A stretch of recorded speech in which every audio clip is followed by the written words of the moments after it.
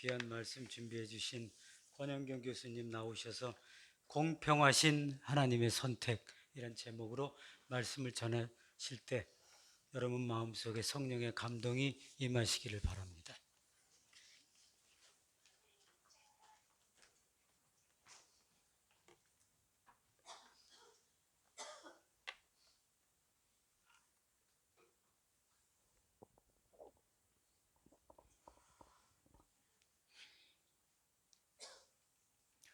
오늘은 시편 33편을 같이 읽었습니다.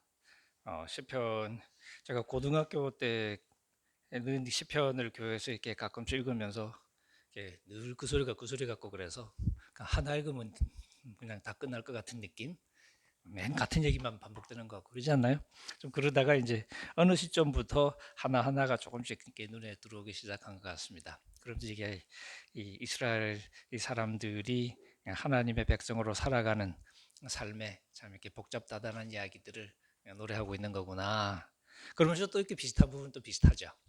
그게 결국 한 신앙을 가지고 살아가는 사람들이 아마 다양한 삶의 상황 속에서 부르는 노래여서 그러지 않을까요? 늘 우리가 결국 하는 이야기는 하나님을 찬양하자 하는 이야기로 수렴이 되겠지만 이런 이야기로 모아지는 그 길은 또 제각각인 것 같습니다. 시편 33편은 이스라엘이 좀 어떤 면에서는 좀 전형적인 시편이라고도 할 수 있겠죠. 하나님을 생각하면서 그 하나님의 백성된 것을 기뻐하면서 하나님을 찬양하자고 이야기하는 아주 우리가 평범하게 할 만한 그런 이야기입니다. 백성들이 서로를 부르면서 의인들아 주님을 생각하면서 기뻐하라. 정직한 사람들아 혹은 올곧은 사람들아 찬양이 여러분에게 마땅한 일이다. 그렇게 얘기하면서 그리고 또 이제 악기를 동원해서 열심히 이제 주님을 찬양하자고 이야기를 합니다. 그리고 또 새 노래로 주님을 찬양하자고 이야기를 합니다. 요건 조금 힘들어요. 맨날 새 노래 배우기 쉽지 않은데 그죠? 옛날 노래 불렀으면 좋겠는데 새 노래 자꾸 만드니까 이게 참 이게 그리고 요즘 나오는 새 노래는 또 이렇게 부르기도 힘들어요. 예. 제가 어릴 때 배웠던 소위 이 가스펠송하고 비교해 보면요, 요즘 이렇게 찬송들은 이렇게 소위 엇박자로 시작하는 노래가 또 그렇게 많아요. 이게 왜 그럴까요? 왜 그럴까요? 무슨 이유가 있을까요?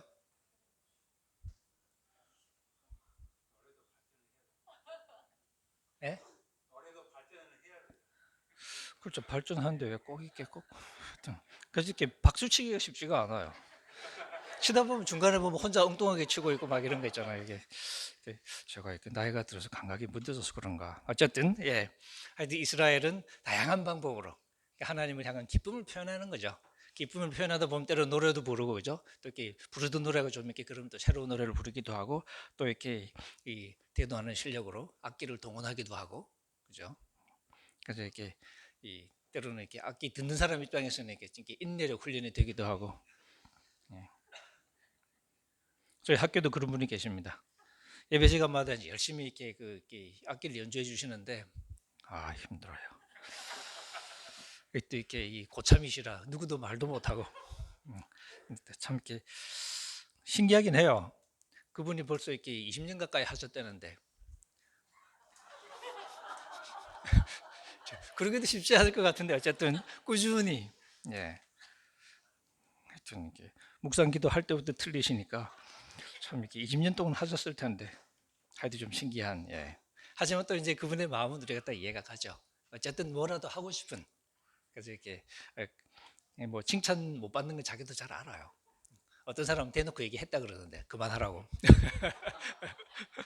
근데 그래도 불구하고 이제 하고 싶은 거죠. 그러니까 하나님을 찬양하고 싶은 마음. 그게 결국 하나님의 백성이 가지고 있는 가장 기본적인 마음일 것입니다. 바로 그 찬양에 관한 이야기를 오늘 우리에게 해주고 있습니다. 하나님은 우리를 택하신 분이시고 우리 하나님시기에 우리가 하나님을 찬양하는 게 마땅하다는 거죠. 이처럼 이스라엘은 하나님 앞에서 늘 선택받은 자라는 강한 자식을 가지고 살았습니다. 우리는 택한 백성이다.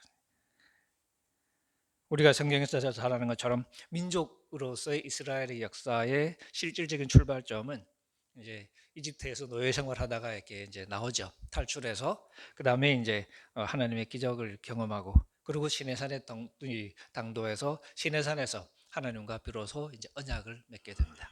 우리가 시내산 언약이라고 부르지 않습니까? 그 언약의 핵심이라는 게 결국은 이제 일종 결혼식인 거죠.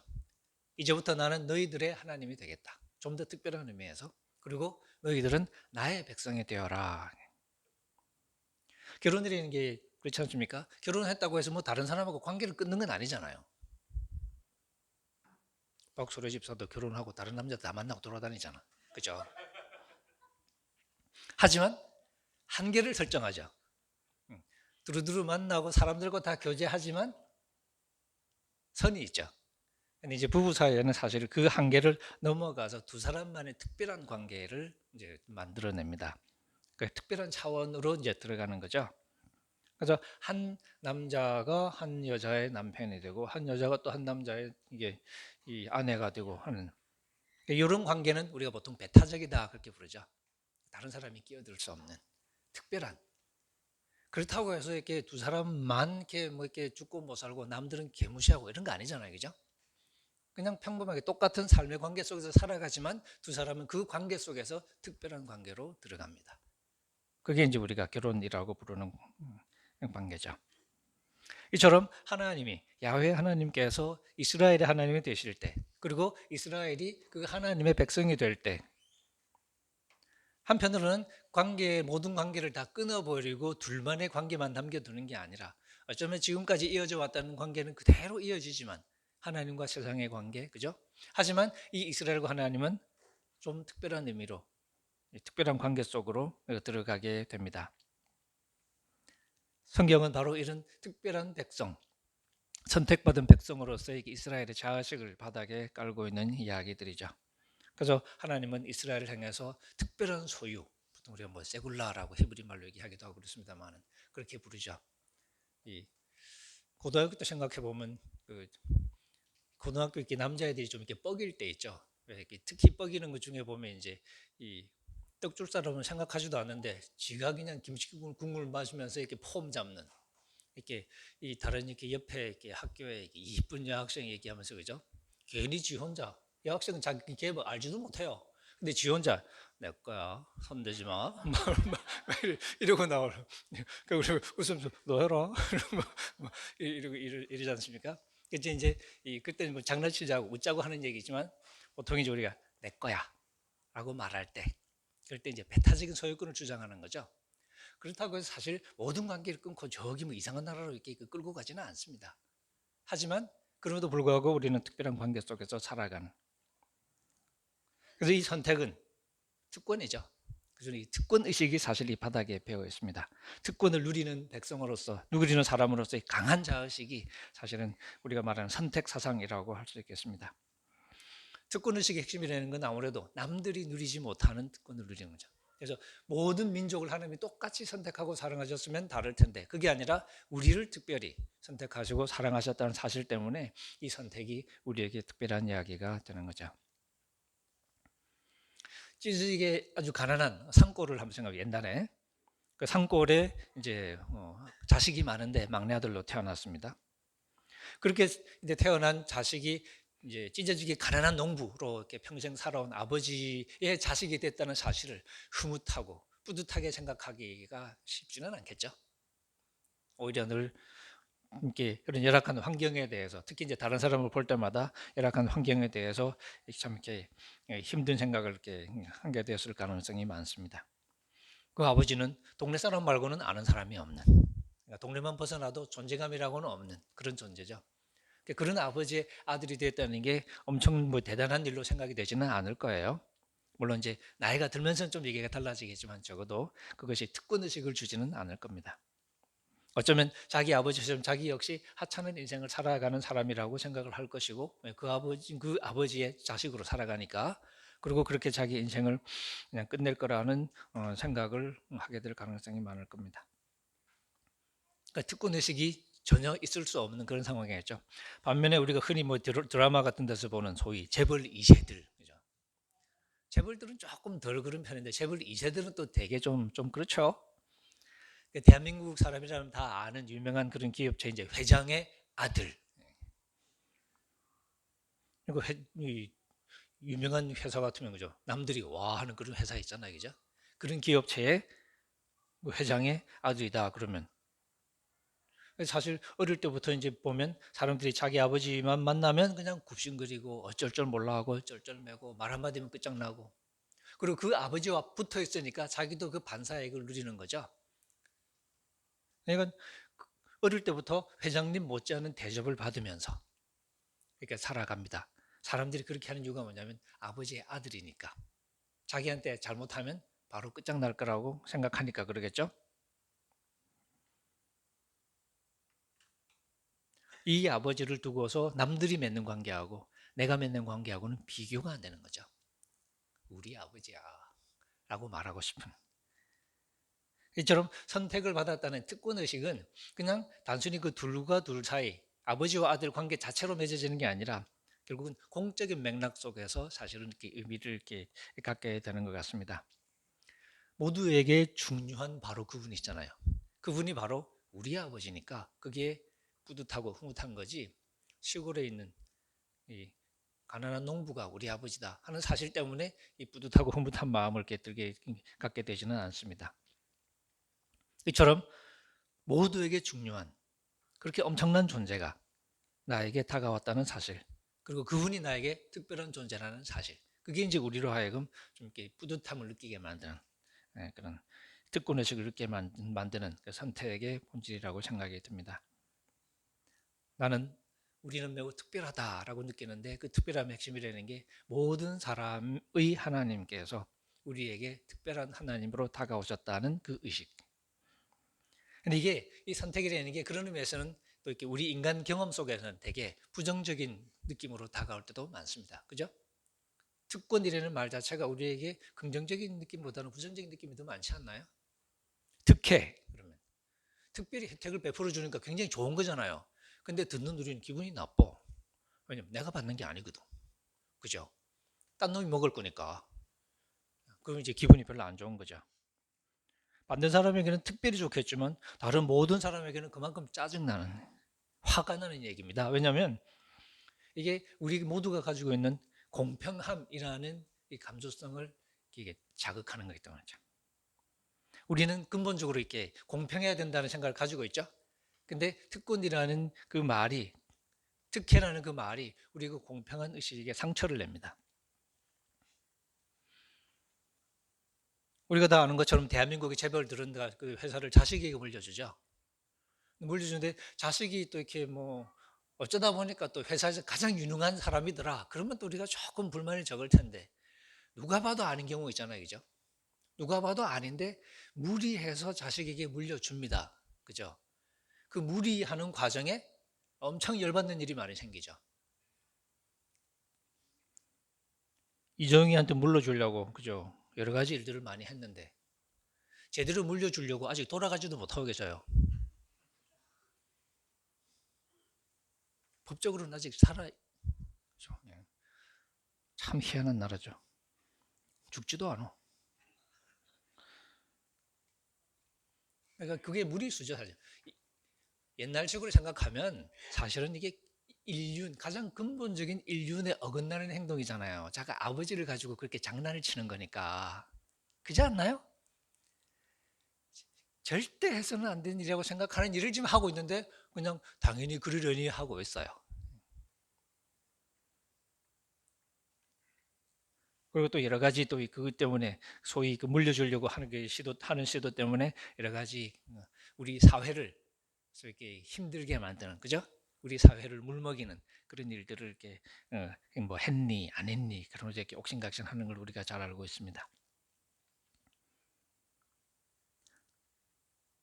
선택이라는 게 이 선택의 특권이라는 게 사실 공평함이라는 이 가장 근본적인 가치를 망가뜨리는 게 될 수 있기 때문에 그래서 우리에게는 조심스러운 말로 다가오는 것 같습니다. 그래서 우리는 보통 재벌 2세 그러면 칭찬하는 뜻으로 쓰는 경우는 거의 없죠.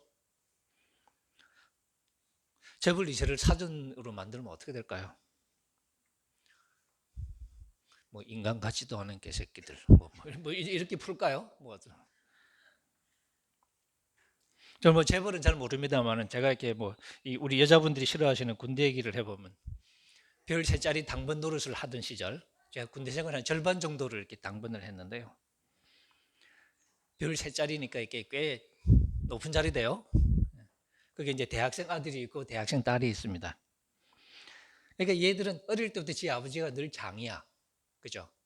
지금은 군단장, 그전에는 사단장, 그러면 연대장, 뭐 중대장. 그러니까 늘 장이고 늘 주변의 사람들이 쫓아다니면서 다 해주는. 그리고 이제 자기가 아버지 옆에 붙어 있으니까 또 자기 필요도 다 채워주는 그런 삶을 살아왔던 거죠. 그래서 그게 당연한 듯이 지금도 그런 환경 속에 있으니까 자기가 부대에만 나타나면 당연한 듯이. 그래서 이렇게 늘 우스갯소리로 장군은 별 셋, 사모님은 별 넷, 애새끼들은 별 다섯. 그렇게 이제 늘 그렇게 생각해야만 이게 군대 생활이 편하다고. 그죠? 그래서 아쉬운 일이 있을 때는 장군한테 절대 얘기 안 합니다. 사모님한테 접근해가지고 사모님을 꼬시는 거지. 그 사모님이 허락하면 끝난 거예요. 네. 그죠? 우리 애들하고 친해져야 돼. 애들하고 안 친하면 힘들어요. 늘 주변 사람이 자기 아버지를 모시는 분위기 속에 젖어 사니까, 그리고 이제 자기한테도 막 쩔쩔매는 걸 경험하거든요. 그게 당연하다고 생각을 하는 거죠. 그런 사람들 속에 살아가는 당번의 존재는 뭐냐? 제 경험을 생각해 보면 얼마 전에 이렇게 뭐 장군 이렇게 갑질한다고 난리가 났었죠. 글쎄 제가 겪은 일 생각하면 아무것도 아닌 것 같은데 시대가 달라서 그럴까요? 나는 그러니까 이 당번의 존재는 여러분 식당 가시면 이게 식당 테이블에 이렇게 그 벨 달려 있죠. 하얗고 동그란 벨, 그 벨과 똑같은 존재입니다. 필요하면 눈에 들어와요. 근데 필요가 없으면 눈에 안 들어옵니다. 있는 줄도 의식을 안 하는. 그러니까 분명히 테이블이 항상 동그랗게 붙어 있는데 그죠? 내가 필요할 때 아니고는 있는 줄도 몰라. 그래서 어떤 때 막 어디 있나 뭐 그러고 찾아 그러기도 하죠. 그리고 또 이제 왔다 가면 그 다음에 또 이렇게 그 벨을 보면서 야 벨이 있구나 이쁘네 뭐 아무도 그러지 않습니다. 그냥 바로 이렇게 의식에서 사라지죠. 그러니까 지가 목마르기 전까지는 있는 줄도 모르는 벨, 그죠? 그게 당번의 존재죠. 그 당번도 지 아들 딸처럼 대학생인데 제가 딱 그 4학년 1학기 마치고 군대를 갔거든요. 좀 늦게 갔는데. 근데 아들 딸은 황제 같은 대접을 받아야 되고 당번에 나는 몸종처럼 이렇게 뭐 이렇게 온갖 걸 다 해줘야 되는. 군대니까 뭐 그러긴 합니다만은 참 그렇죠. 그러다가 이제 한번 애매한 상황이 생긴 적이 있죠. 아버지가 면회를 오셨어요. 제가 당번이니까 뭐 내무반 생활하고 그런 게 아니라 그냥 장군 집에서 사는 거니까 집에 내 방 있고 다 있으니까 아버지가 면회 오시도 그 집으로 오셔야 되잖아. 그 이제 군단장하고 이렇게 만나서 인사를 하는 거예요. 그러니까 거실에서. 그럼 거실에 서 있으면 난 뭐예요? 아버지의 아들인 거예요? 아니면 이렇게 별 제짜리 따까린 거예요? 그 애매함. 장군이 이렇게 뭐든지 다 해야 되는데 또 이렇게 아버지가 계시니까 이 장군도 조심하느라고 엄청 조심하죠. 평소처럼 야 이 새끼야 이러면 안 되잖아. 조심하느라고 하지만 이게 티가 이렇게 안 날 수가 없죠. 그러니까 거기서 제가 움직이는 모습을 이렇게 한 뭐 30분도 안 되는 시간 이렇게 보셨는데 아버지가 엄청 화가 나셨어요. 그리고 막 속이 상해가지고 그러니까 남의 집 귀한 자식 데려다가 뭐 하는 짓이냐고 뭘 대놓고 그러지는 못하지만 막 속이 상해서 막 어쩔 몰라 하셨던 그게 지금도 이렇게 생각이 나는데요. 그러니까 좀 이렇게 부모님 보시기엔 더 그게 심했겠죠. 이게 인간 사회의 특권이라는 게 늘 이런 식인 거니까. 경쟁 사회에서 특권이라는 게 누군가 누리는 만큼 다른 누군가는 뺏겨야 되는 그런. 모두가 귀한 자식 대접받자면 당번이라는 게 없어야 되잖아요, 그죠? 근데 그렇지가 않죠. 그래서 장군은 자기 아들 대학생을 위해서 당번인 저를 혹사시키죠. 애 때문에 제가 뭐 많이 했어요. 자기 딸 여대생, 대학생이 즐거운 휴가를 해서 제가 수영복을 빨아주기도 하고 난생 처음으로 여자 수영복을 빨아봤습니다. 이거 뉴스에 나만 하지 않나요? 너무 먹거리가 될 것 같죠? 또 개들이 예뻐서 키우는 강아지 또 이렇게 그때도 제가 강아지 이빨 닦는 법을 배웠네. 강아지 이빨 닦아주는 거 제가 처음 알았어요. 이처럼 누군가가 특혜를 누리면 누군가는 특별한 고생을 해야 되잖아요. 그게 인간 사회인 거죠. 그러니까. 지가 하기 싫으니까 남이 해야 되는. 그래서 이 세상에서 우리가 이게 특혜라는 말을 배웁니다. 특권, 특혜 이런 말을 배우는데, 그리고 이런 특권, 특혜를 가능하게 하는 선택에 대해서 배우죠. 그런 세상 속에서 그런 경험을 받게 두고 우리가 하나님을 만나고 하나님의 선택에 대해서 알게 되고 하나님께서 우리에게 주신 은혜에 대해서 이렇게 배우게 되니까 종종 우리가 배우는 하나님, 이 재벌이세의 모습과 자꾸 겹치고, 재벌의 모습과 겹치고, 우리가 생각하는 하나님의 선택이 그런 특혜와 자꾸 겹치는 거죠. 그래서 우리가 하나님의 선택과 특혜를 오해하게 되는 일이 자주 생깁니다. 마치 다른 인간이, 다른 누군가 한 사람을 지목해서 특혜를 베푸는 것과 같은 그런 종류의 특혜일 거라고 우리가 자꾸 생각하게 되고, 그래서 우리도 하나님을 향해서뿐만 아니라 다른 사람을 향해서조차도 특별한 권리를 가지고 있는 것처럼 행동할 때가 종종 있는 거죠. 그러니까 우리가 살아가는 세상에서 사랑을 베푼다는 것, 예를 들어서 이 장군이 자기 자식을 사랑하는 것은 우리가 흔히 말하는 편애에 가깝죠. 그러니까 자기 자식이니까 사랑하는 거지 그게 다른 사람에게 가는 건 아니거든요. 하지만 우리 하나님의 경우는 얘기가 다르다 하는 거죠. 바로 이 대목이 우리가 조금 이렇게 힘겨워하는 대목일 수도 있을 것 같습니다. 분명히 우리를 선택하시고 특별 대우해 주시는데 이 특별 대우가 나를 편애하는 방식으로 이루어지지는 않는다는 거죠. 근데 우리가 익숙해진 방식은 편애예요. 우리가 흐뭇해하는 방식, 우리가 바꿔서 기뻐하는 그런 종류의 사랑은 편애에 가까운 사랑이거든요. 근데 우리가 아무리 많은 관심을 받아도 이게 편애가 아니라 공평하게 주어지면 우리에게 별로 감동이 없는 거예요. 우리는 편애에 감동받도록 조작이 되어 있기 때문에, 죄에 의해서. 그렇게 이기적인 존재니까 우리가 그런 식의 편애를 경험하지 않으면 느낌이 없는 거죠. 하나님이 우리를 아무리 사랑해줘도 나 그런 거 받은 적 없는데 라고 생각하는, 마치 자식이 자랄 때, 드라마에 그런 얘기 자주 나오지 않습니까? 아들이 셋 있는데, 그죠? 세 아들이 자라는데 그 중에 한 놈은 또 이렇게 공부를 잘하잖아, 그죠? 그 중에 또 한 놈은 사고를 치죠. 그 중에 하나는 또 몸이 좀 안 좋아. 몸이 안 좋으면 어떻게 해요? 부모의 관심이 집중되죠. 그러면 몸도 건강하고 공부도 안 하고 하는 아들은 제일 이제 인생이 꼬일 가능성이 많죠. 공부 잘하는 놈도 공부 잘한다고 또 이제 칭찬받고 그러잖아요, 그죠? 근데 공부도 못해. 근데 아프지도 않아. 그럼 이제 자기는 늘 부모님의 관심 밖에 있다고 생각을 하게 되고 그 좌절감이 사실은 오히려 더 일탈 행동을 하게 만들고 막 그런 경우 많잖아요, 그죠? 사실은 일탈까지 가지 않더라도 이렇게 우리 집안에서 보면, 예를 들면 이 큰애가 건강하고 둘째가 이렇게 장애인데, 그러다 보니까 이제 늘 동생을 돌보면서 어릴 때부터 자라야 되잖아요. 어느 순간 지가 사춘기 지나면서 그게 힘든 거니까, 나도 엄마 사랑 듬뿍 받아보고 싶은데 왜 나는 늘 동생을 돌보는 사람으로 있어야만 되고 엄마도 늘 자기에게 그것만 기대하는 거죠. 그러니까 엄마에게 내가 무슨 전적인 관심을 받아본 적이 없다는 그 박탈감으로부터 자유롭지가 못한 거죠.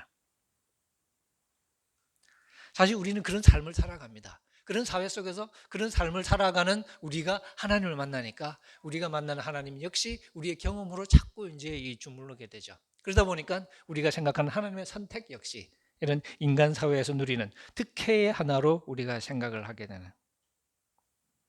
물론 한편으로는 특혜가 맞죠. 하나님은 우리에게 특별한 분이시니까. 하지만 이 하나님은 재벌 같은 분은 또 아니잖아요. 하나님은 공평하신 분이라고 성경은 이야기합니다. 우리 6절, 7절 같은 데 보면 하나님은 재벌이 아니라 온 세상을 창조하신 분입니다. 온 세상의 역사를 움직이시는 분이죠. 그래서 온 땅아라는 말이 나옵니다. 이게 이 온 땅. 그리고 주님의 말씀을 통해서 온 세상이 생겨났고, 그죠? 주님의 말씀에서 온 세상이 자리를 잡으니까 주님께서 이 세상을 책임지고 계시는 분이거든요. 그렇기 때문에 주님께서 이 세상의 역사를 주관하시고, 때로는 부정적으로 말하면 이 온 나라들이 무슨 생각을 하건 무슨 계획을 세우건 하나님은 그 계획을 무위로 돌릴 수 있는 그런 능력을 가지신 분. 이 세상과 관계를 맺는 하나님이시거든요. 사실 우리의 특권의식은 그렇죠. 그냥 우리가 섬기는 지방신, 팔레스타인의 그 좁은 지역만을 다스리는 지방신이 우리 하나님이야 라는 게 자부심이, 그게 우리를 이스라엘을 흐뭇하게 했던 게 아니라 온 세상의 창조주, 하늘을 지으시고 땅을 지으시고 이 온 세상의 모든 나라의 역사를 통치하시는 바로 그분이 우리 하나님이시거든 이라는 자부심, 그게 선택의 자부심이었죠. 온 땅이 주님을 두려워하고 세상의 모든 나라들이 하나님을 경외하는, 바로 우리 하나님을 경외하는 거죠. 마치 부대의 모든 사람들이 별 셋째를 우리 아버지 앞에서 벌벌 떨어야 되는 것처럼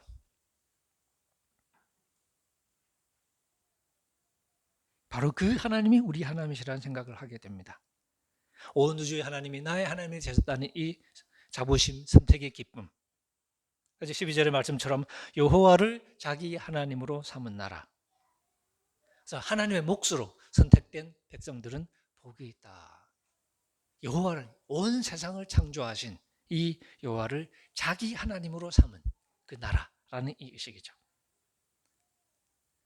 그래서 이스라엘 역시 헷갈리기가 쉬웠죠. 하나님이시니까, 그죠? 선택하셨지만 하나님이시기에 인간의 편애와는 다른 방식으로 행동하시는 하나님을 배워야 했던 거죠.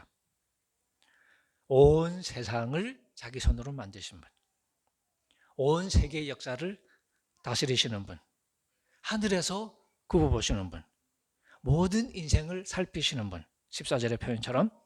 그렇기 때문에 모든 사람의 마음을 만드신 분이시죠.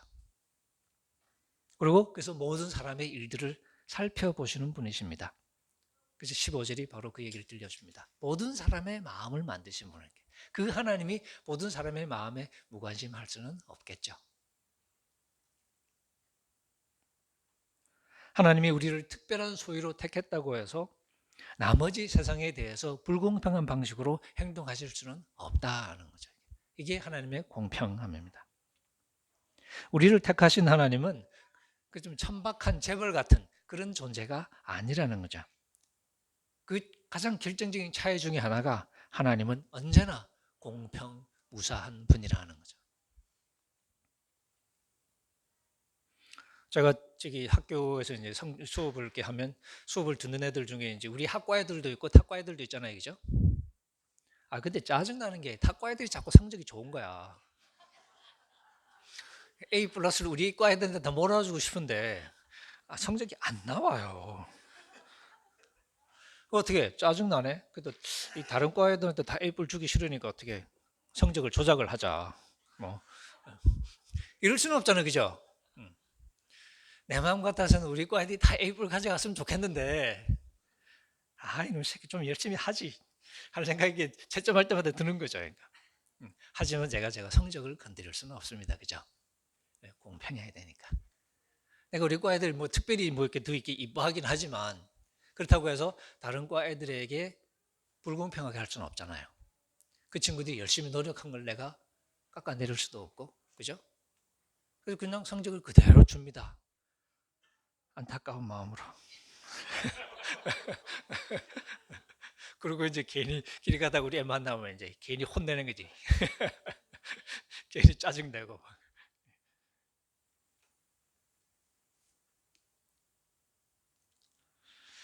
하나님은 선택 자체가 하나님의 거룩한 의도를 반영한다고 성경은 우리에게 가르칩니다. 창세기 18장에 보면 소돔 고모라 얘기 나오고 이제 그다음에 하나님이 아브라함을 선택하셨던 목적에 대한 얘기가 짧게 나오죠. 거기 보면 결국 하나님의 뜻을 따라서 정의로운 그런 삶을 살아가는 가족을 만들기 위해서 하나님이 아브라함을 선택하셨다고 이야기합니다. 그러니까 아브라함을 택한 아브라함의 자손이라는 그 특권 계층을 만들어내신 의도 자체가 거룩한 하나님을 닮아가는, 그래서 하나님의 공평한 뜻을 실행해가는 그런 가족을 만들기 위해서였다는 거죠. 그러니까 우리가 하나님을 만날 때, 그리고 그 하나님의 선택에서 배울 때 우리가 바로 이 대목을 배우는 거죠. 이 대목에서 우리가 이제 소위 우리 인간적인 죄악에 물든 인간의 세상에서 배웠던 경험을 우리가 이제 소위 좀 이렇게 좀 벗겨버려야 되는, 영어로 말하면 disabuse 하는, 그러니까 우리가 이 죄악된 세상 속에서 사실 죄된 아이디어를 배우지 않습니까? 그죠? 그래서 특혜라는 개념에 익숙해지고 그걸 누리고 싶어 하고 그걸 갖기 위해서 싸우고 그런단 말이죠. 그런 우리가 하나님을 배워가면서는 그런 잘못된 의미에서 특혜 개념을 벗겨내는 연습. 우리의 의식 속에서, 우리의 사고 속에서. 이게 우리가 이제 말하는 영적인 훈련이라고 말할 수 있겠죠. 근데 이스라엘의 신앙이 건강할 때는 이 점을 누구보다도 잘 알고 있었습니다. 그들이 우리 하나님이라고 부르는 그 하나님은 공평과 정의를 사랑하시는 분. 우리가 시편에서 읽는 얘기가 바로 그거죠. 5절에 보시면 주님은 정의와 공의를 사랑하시는 분이시다. 주의 한결같은 사랑이 온 땅에 가득하다. 온 땅에 하나님의 사랑이 가득해요. 근데 이 사랑이 나한테만이 아니고 온 땅에 가득한 하나님의 사랑. 근데 이게 이제 우리에게 어려움이 있습니다. 온 땅에 가득하면 그게 사랑이 아닌 것 같거든요. 학교의 모든 학생을 사랑한대. 그게 나한테 무슨 의미가 있냐 하는 생각이 드는 거죠. 그러지 않나요? 나만 좀 특별하게 좀 이뻐해 줬으면 좋겠는데 우리 학생들 중에도 그걸 기대하는 놈들이 꽤 있거든요. 그리고 이게 앵겨 붙는 놈들도 있고 살랑살랑 꼬리친 애들도 있고 어떻게 좀 잘 보여보려고. 글쎄요, 그게 학점에 도움이 될 거라고 생각했는지 아닌지는 모르겠어요.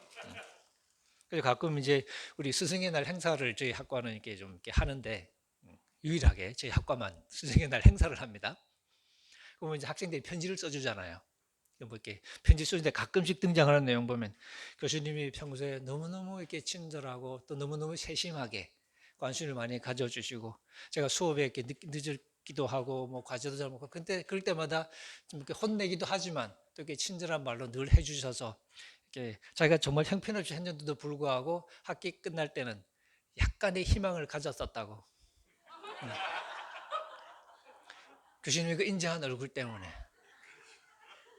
근데 여지없이 F가 찍힌 성적표를 받아 들고서 자기가 한동안 깊은 묵상에 잠겼노라고. 그래서 현실이 가끔 나오거든요. 그러니까 이제 평소에 막 자기 해주는 거 보면 진짜 잘해줄 것 같거든. 근데 성적은 F야. 이제 학생들이 막 당황하는 거죠. 그러니까 이걸 어떻게 받아들여야 되지? 어쩌면 바로 그게 우리가 익숙해져야 할, 그죠? 우리가 배워야 할 사랑일 수도 있겠죠. 그 친구가 잘 되도록 하기 위해서 많은 이렇게 신경을 써주고 필요하다면 할 수 있는 건 해주지만 그렇다고 해서 다른 학생들에게 불공평한 행동을 할 수는 없으니까. 바로 이스라엘이 배워야 했던 하나님의 사랑이 바로 이런 사랑이었던 거죠. 우리 하나님이라고 부르는 하나님은 공평과 정의, 여러분 잘 아시는 히브리 말이야, 그죠? 자다카, 그 다음에 미슈파트, 뭐 그런 거 많이 들으시잖아요, 그죠? 바로 이 공평과 정의 이 두 개가 붙어서 잘 나오는데 이런 성품을 가지신 하나님, 그러니까 온 세상이 바로 이런 하나님의 자애로움으로, 이 자애로움은 또 여러분이 잘 아시는 히브리 단어 헤세드라는 단어입니다. 헤세드로 가득 차 있습니다.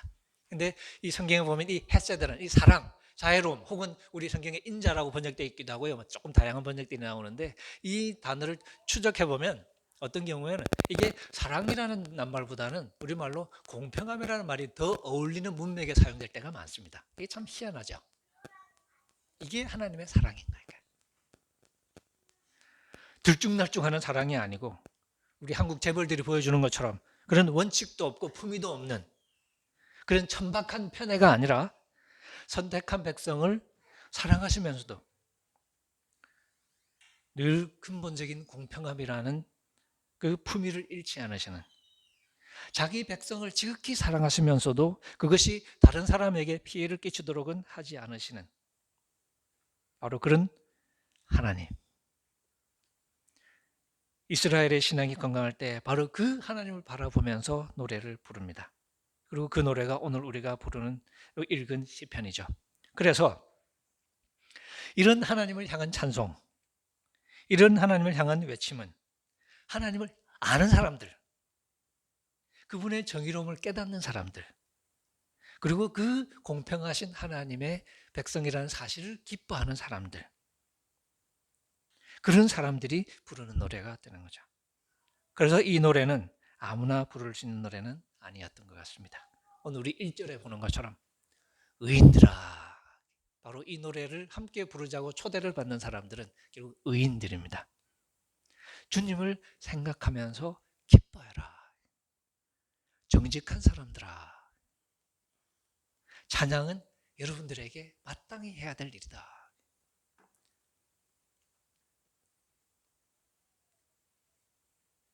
찬송은 하나님을 찬양하는 일은 올곧은 사람에게 마땅한 일이라고 이야기를 합니다. 공평하신 하나님을 깊이 이해하는 사람들, 그리고 그 하나님의 선택을 받았다는 자부심으로 자라난 사람들, 그리고 그런 사람들의 자부심이라는 것은 결국 내 스스로가 나를 택하신 하나님처럼 공평하고 정의로운 그런 존재로 살아가야 되겠다 하는 그런 삶의 의지로 이어지겠죠. 그게 자부심이겠죠. 재벌 이세다운 모습으로 이렇게 꼴값을 뜨는 것처럼, 그죠? 그렇게 배웠으니까. 우리 하나님의 선택을 받고 우리 하나님을 배워가는 사람들은 공평하신 하나님의 그 선택을 받은 사람답게 가장 공평한 삶을 살아가기 위해서 애를 쓸 것입니다. 우리 한국 기독교가 개독교가 된 이면에는 바로 이 점을 잊어버린, 그죠? 공평하신 하나님의 백성이라는 사실을 잊어버리고 이 대한민국 사회에서 내 욕망에 충실한 삶을 살아왔기 때문에 이 내 욕망에 충실한 모습은 사회적으로 표현되기도 하겠죠. 혹은 개인적으로 표현되기도 하겠죠. 뭐 사소해 보일 수도 있지만 우리의 개인적인 욕심 역시 그럴 수 있습니다. 스스로 같은 이 끼리끼리 잘해주는, 같은 믿는 사람이라고 잘해주는, 그죠? 그리고 그러지 않은 사람 물먹이고, 같은 선교단체 이렇게 멤버라고 서로 잘해주고, 그게 잘해주는 게 때로는 다른 사람에게 피해를 주는. 뭐 사소한 예를 들자면 대학생 때 생각해 보면 이 시험 주고만 되면 도서관이 난리지 않습니까, 그죠? 자리를 잡아야 되는데, 그래서 어떻게 합니까? 선교단체 애들이 또 일찍 와요. 일찍 오는 게 다 일찍 오는 게 아니라 한두 놈만 일찍 와. 그죠? 그리고 새벽같이 줄을 서서 쫓아 들어가서 어떻게 합니까? 혼자 들어가는데 물건을 많이 들고 들어가요. 뭐 책도 여러 권 들고 들어가고, 그래서 쫓아가서 착. 그래서 자리를 맡아 놓습니다. 그럼 나머지 애들은 어떻게? 느지막이. 그러겠죠? 결과적으로 어떻게 되냐면 줄 선 애들이 다 못 들어가거든요. 뒤에 줄 선 애들은 초조하게 기다리다가 어떤 경우는 결국은 자리가 없어서 못 들어갑니다. 걔들 어떻게 해? 손 틀고 나와야 되는 거야. 아침 일찍 왔는데 허탕 친 거지. 그러니까 내가 좀 더 열심히 해야 될 걸. 그렇게 생각할까요? 근데 지금 텅 빈 자리들이 많은데 보면 뭐 이렇게 어떤 경우는 이렇게 이 펜 하나 올려 있기도 하고, 어떤 경우는 손수건 올라가 있기도 하고. 그리고 보면 무슨 생각이 들겠어요? 근데 걔들이 또 열심히 또 찬양하는 애들이거든. 무슨 생각이 들겠어요? 저 개새끼들 이러자는 거야. 그러니까 자기가 일찍 왔음에도 불구하고 걔들 때문에 피해를 보는 거죠. 그리고 걔들의 그 특혜 때문에 일찍 안 온 다른 선교단체 애들은 늦지막히 와서도 얼마든지 자리를 잡을 수가 있는 거 아닌가. 근데 이게 아무 생각 없이 그냥 이루어지면 이게 참 깝깝한 얘기죠. 사소한 얘기지만 이게 사소하지 않을 수 있죠. 근데 이게 조금씩 넓어지면 우리가 사회적으로 얼마든지 그런 행동을 하겠죠. 우리가 하나님을 배운다는 이야기는 바로 그런 점에서 공평함이라는 감수성을 키워가는 과정이라 해야 되는데, 우리가 하나님을 찬양하면서 하나님을 섬긴다고 선교단체 노릇하면서 그렇게 4년 대학을 다니면서도 그것만 자꾸 배우는 거니까 결국은 우리의 특혜를 위해서 남을 물먹이는 법을 배우기 시작하는 거예요. 이거는 우리가 하나님을 배우는 게 아니죠. 우리 나름의 종교생활을 하는 것이고 우리 나름의 집단을 만들어서 이기적인 삶의 행태를 키워가는 거지. 그리고 대한민국 사회에서 교회가 그런 모습을 많이 보여주다 보니까 많은 사람들에게 교회는 있는 것보다는 차라리 없는 게 나을 것 같은.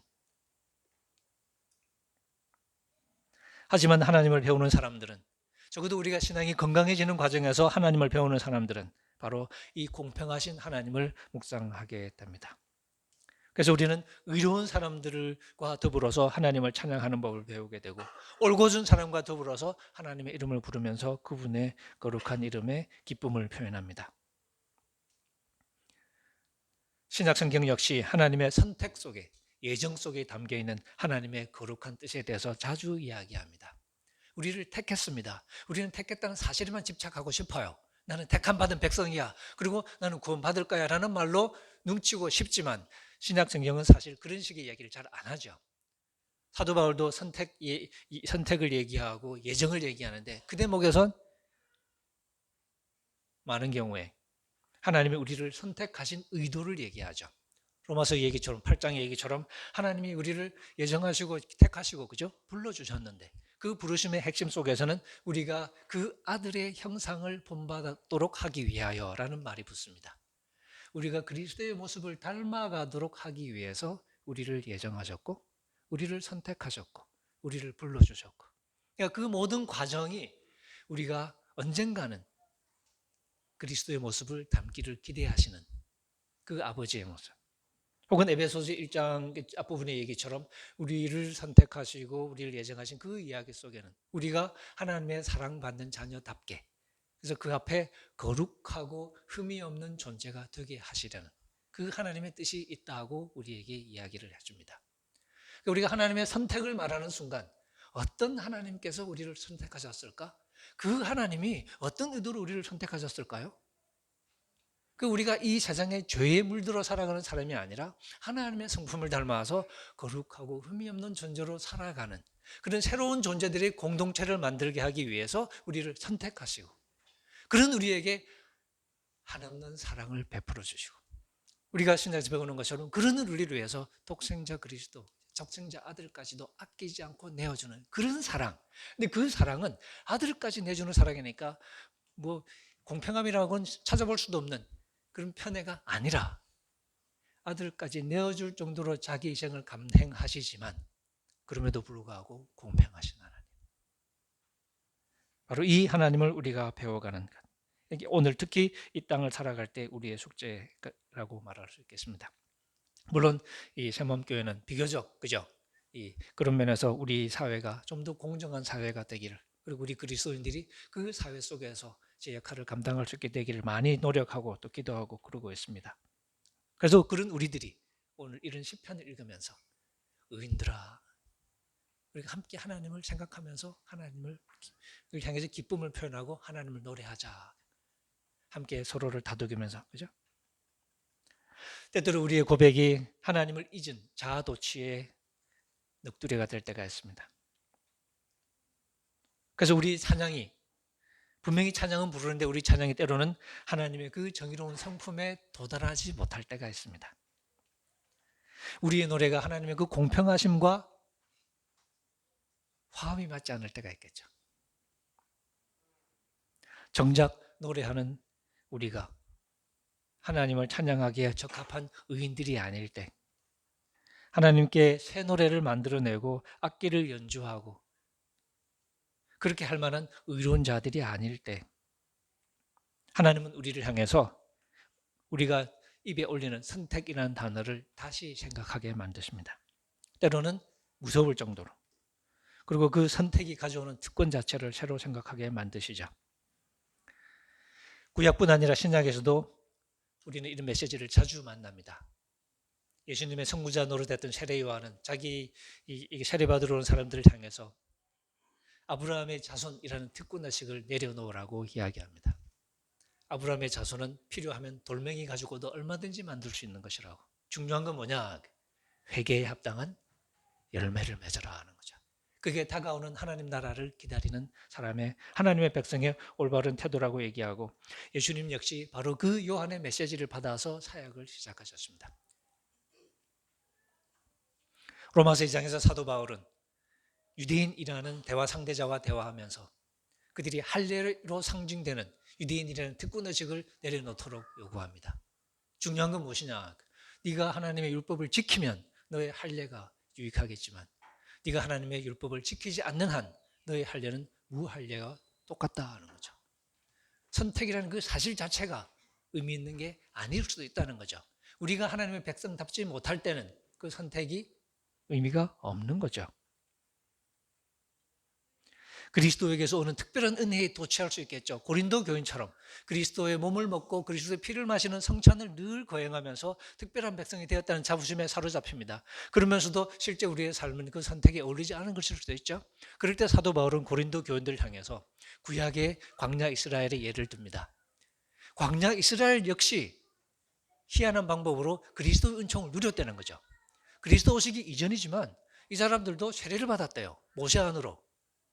홍해를 건넜죠? 물 지나왔잖아. 구름 아래 있었죠? 구름 물이잖아. 그죠? 이게 세례래요. 그리고 성찬식도 했다는 거죠. 신령한 음식을 먹었다는 거죠. 그 다음에 신령한 음료수를 마셨어요. 바위에서 나오는 물을 마셨죠. 사도 바울은 그 바위를 그리스도라고 해석을 합니다. 아주 희한한 해석인데, 그러니까 광야 이스라엘이 그리스도라는 바위에서 나오는 물을 마신 거예요. 다시 말하면 광야 이스라엘도 고린도 교인 못지않게 그리스도의 은총을 누리는 백성이었다는 거죠. 근데 그 얘기 해놓고 나서 사도 바울이 그러나 하나님께서 그들의 다수를 기뻐하지 않으셨다. 그래서 그들이 광야에서 멸망당했다. 하나님이 택하시고 불러나온 그 광야, 이스라엘이 광야에서 멸망당하는 얘기를 하면서 고린도 교인들을 야단칩니다. 하나님의 선택을 받았다는 사실이 모든 것을 설명해 주는 건 아닐 수 있다는 거죠.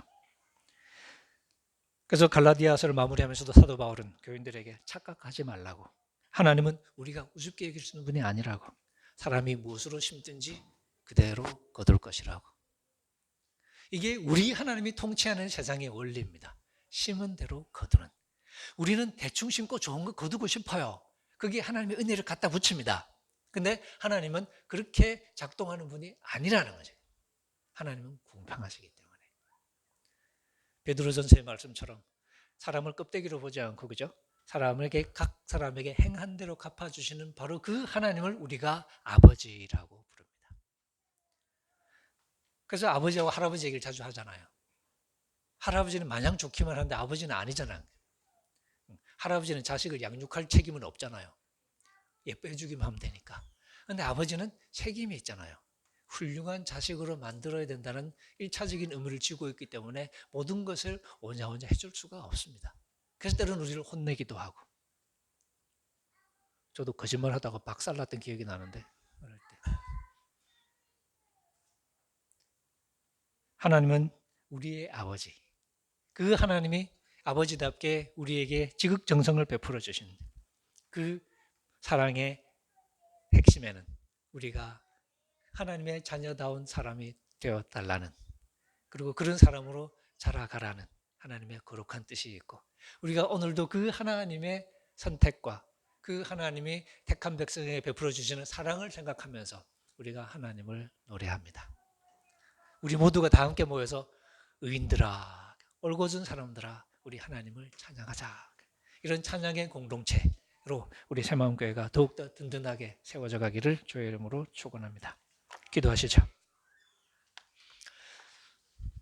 자비로우신 하나님 아버지, 오늘 저희들이 하나님의 선택에 관해서 잠시 생각해 보았습니다. 공평하신 하나님에 대해서 생각합니다. 이 세상 속에서, 특권과 특혜에 찌들은 세상 속에서 참 사랑을 배우지 못하는 저희들이 하나님을 만나면서 참 사랑을 배우고, 그 사랑 속에서 공평함을 배우고, 그 사랑 속에서 회복을 배우며 그 속에서 영생의 소망을 키워갑니다. 우리 하나님이 이 공동체에 임하시고 이 공동체 한 사람 한 사람의 마음속에 임하시며 그들의 마음속에 우리 하나님의 선택을 더욱더 깊이 이해하고 그 선택의 뜻을 따라서 살아가는 백성 되게끔 새로운 열정으로 채워주시고, 또 그런 공동체가 되어서 이 땅에서 하나님이 원하시는 역할을 충분히 잘 감당하는 그런 아름다운 열매들을 저에게 허락하여 주옵소서. 예수님의 이름으로 기도합니다. 아멘.